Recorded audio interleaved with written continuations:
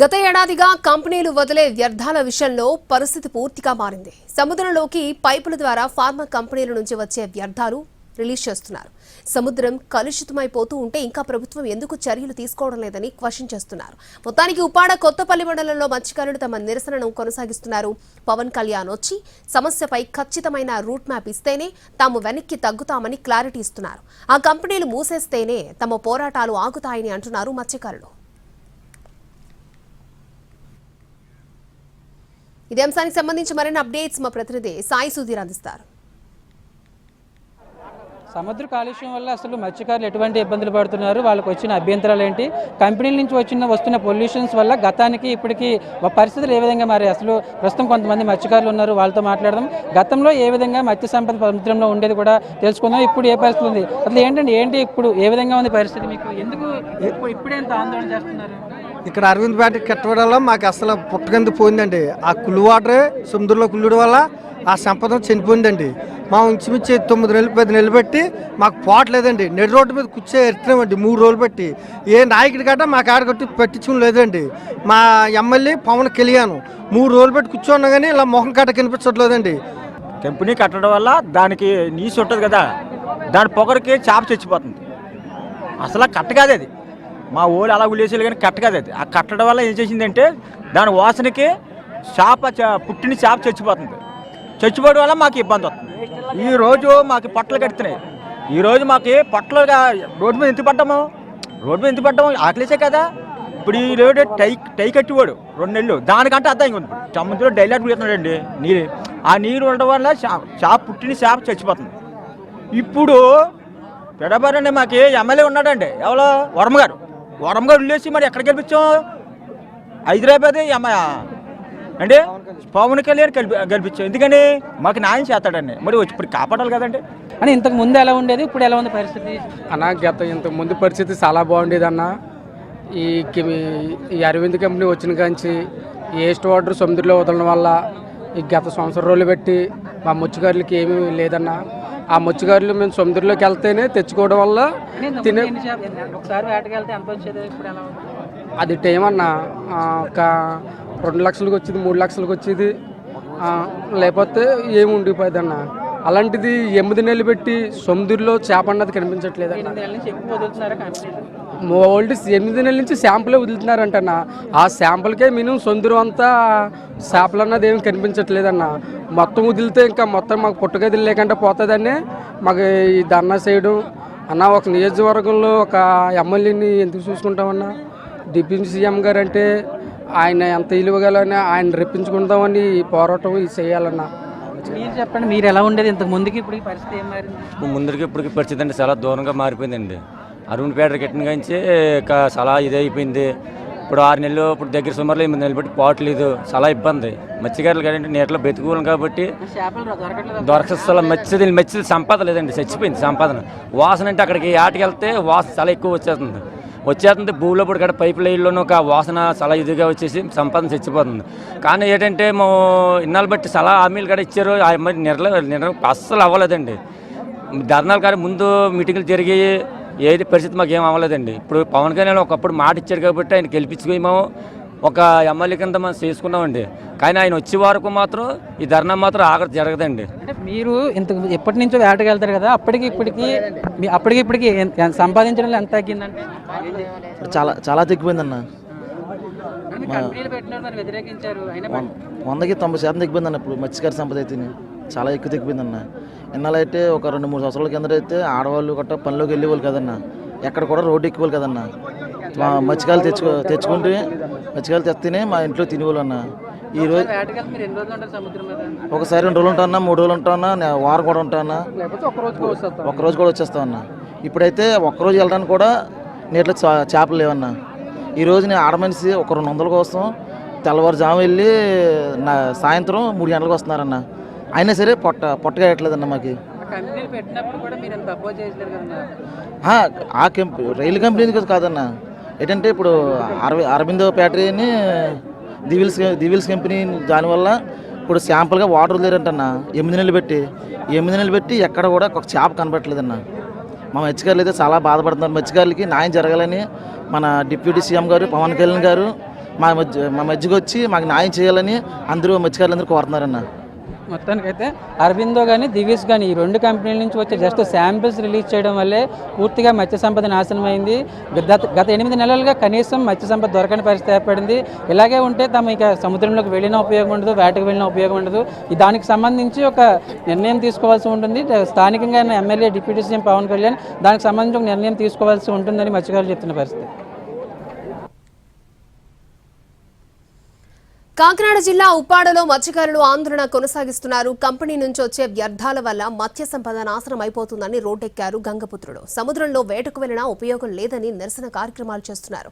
Deputy CM Pawan Kalyan స్పష్టమైన హామీ ఇస్తే గానీ తమ ఉద్యమం ఆగదని అంటున్నారు.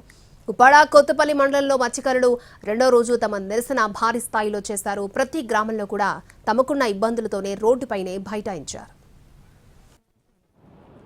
ఉప్పాడలో మత్స్యకారులు గతంలో ఎప్పుడూ లేని సమస్యను ఎదుర్కొంటున్నారు. వాళ్ళు సముద్రం మీదే ఆధారపడి జీవనం సాగిస్తారు. సముద్రంలో వేటకు వెళ్తారు. ఆ వేటకు వచ్చిన మత్స్య సంపదను అమ్ముకుని జీవనం సాగిస్తారు. కానీ కొద్ది నెలలుగా దాదాపు గత 6 నెలలుగా అరబిందో కావచ్చు, మరోవైపు దీనికి సంబంధించి అరబిందో కంపెనీ కావచ్చు, అదేవిధంగా దివీస్ కంపెనీ నుంచి వచ్చే వ్యర్థాలు సముద్రంలో వదిలేయడం వల్ల ఈ సముద్రానికి సంబంధించి పూర్తిగా నాశనం అయిపోతుంది. సముద్రం పొల్యూట్ అయ్యి చేపలు కావచ్చు, అదేవిధంగా ఇతర మత్స్య సంపద చనిపోతుందని మత్స్యకారులు చెప్తున్నారు. మామూలుగా ఈ సీజన్లో వేట విరామం సమయంలో తప్ప మిగతా సీజన్లో అంతా మత్స్యకారులు సముద్రం మీదే ఉంటారు. ఎవరి స్థాయిలో వాళ్ళు, కొంతమంది 1 రోజు 2 రోజులు ఉంటారు, మరి కొంతమంది వారం రోజులు సముద్రంలో ఉండి మత్స్య సంపదను తీసుకొచ్చి తమకు నచ్చినట్లు అమ్ముకుంటారు. కానీ వాళ్ళు ఇప్పుడు ఈ సీజన్లో పూర్తిగా ఇళ్లకే పరిమితం అయిపోయారు. సముద్రం లోపలికి వెళ్ళి రోజుల తరబడి ఉన్నా, గంటల తరబడి వేటాడినా కానీ కనీసం చేపలు లభించట్లేదని ఆందోళన వ్యక్తం చేస్తున్నారు. అసలు ఏంటండి ఇంతకు ముందు ఎలా ఉండేది, ఇప్పుడు ఏంటి ముందు పరిస్థితి బాగుండేది. అయినా అన్నపేడ దుక్కి మనం మా రైతులకి బాగుంది, సరళ బాగుండేది. ఇప్పుడు మొత్తం 6 నెలలు పెట్టి ₹1 రావట్లేదు. దెబ్బంటున్నాం. వెళ్ళడం రావడం ఐలప్పు అప్పు అయిపోతున్నాయి, రావడం ఐలప్పు అయిపోతుంది. పొట్టగారు కట్టినాయి రావడం చల్లగాలి కూర్చో ఉండడం అంతే, ఏం లేదు. సముద్రంలో 4 రోజులు 5 రోజులు ఉండేవాళ్ళు. ఇంకా ఉంటే వారం 15 రోజులు ఉండేవారు. వాళ్ళు దూరంగా వెళ్ళేవాళ్ళు, 15 రోజులు ఉన్న వాళ్ళు దూరంగా వెళ్ళేవాళ్ళు. ఆ సొరలో పెద్ద పెద్ద చేపలు తెచ్చిపోయాలి. ఇక్కడ నుంచి వీళ్ళు చిన్న చేప పట్టుకొని వచ్చేవాళ్ళు అనుకో, వస్తే వాళ్ళకి పొట్ట గడిచేది. ఇప్పుడు పొట్టగట్టడం ఏమి లేదు. ఎప్పుడు లేదండి. ఇప్పుడు మా పుట్టిన కాడి నుంచే లేదు. ఇంకో ఈ ఫ్యాక్టరీ వల్ల ఇలా జరిగింది. ఇదంతా ఈ అందులో దూరి సందులో పడవను పోయి ఆ మెసేజ్లు అన్నీ చచ్చిపోవడం, ఆ వల్ల పడవండి. ఈ పీస్ కింద అయిపోద్ది, పీతలు కప్పలు తింటాయి అంతే. అట్లని అవి తినేయడం, అవి కూడా చచ్చిపోతాయి. తినేసి ఈ గత్తర చేపలు తినేసి చచ్చిపోయి చచ్చిపోయి అలా ఉండబోడికి మా పరిస్థితి ఇలా వస్తుంది. ఇప్పుడు ఆ ఇంటికాడ అక్కడ మెదలు తినడం, ఆ గంజి తినడం, అలా ఇక్కడికి వచ్చి చల్లకాలకి ఆ కూర్చో ఉండడం మా పని అంతే.